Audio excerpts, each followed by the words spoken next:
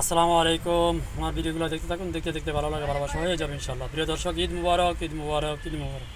তবে এই ঈদ সেই ঈদ না, আসলে একটা খুশির ঈদ। আসুন বিস্তারিত দেখি।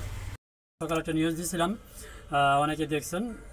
নিউজটা হলো মার্কিং ঘাঁটিতে, কাতারে যে মার্কিং ঘাঁটি ছিল সেখানে ইরানের হামলা চলছে।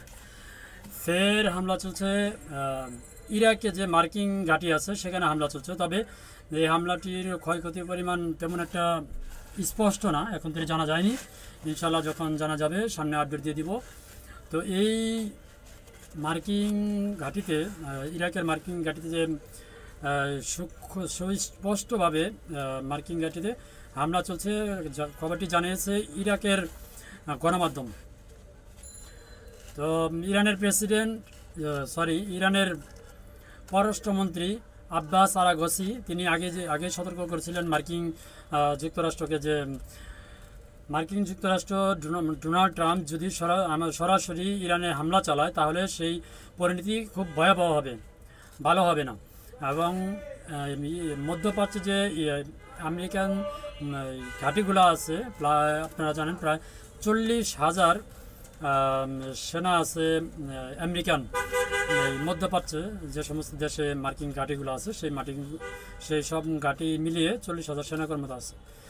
তো সেখানে ইরানের যে প্রক্সি যোদ্ধা আছে, অর্থাৎ A team, B team, C team, Iran তাদেরকে উদ্ঘাটন করবে এবং তাদেরকে দিয়ে অভিযান চালাবে। তো যেই কথা সেই কাজ। গত দুদিন আগে আপনারা জানেন যে মার্কিন যুক্তরাষ্ট্রের প্রেসিডেন্ট ডোনাল্ড ট্রাম্প বোমারু বিমান দিয়ে ইরানে হামলা চালাইছে। যে কথা দিয়েছিল ইরানের পররাষ্ট্রমন্ত্রী আব্বাস আরাগসি, তিনি সেই কথা রাখছেন।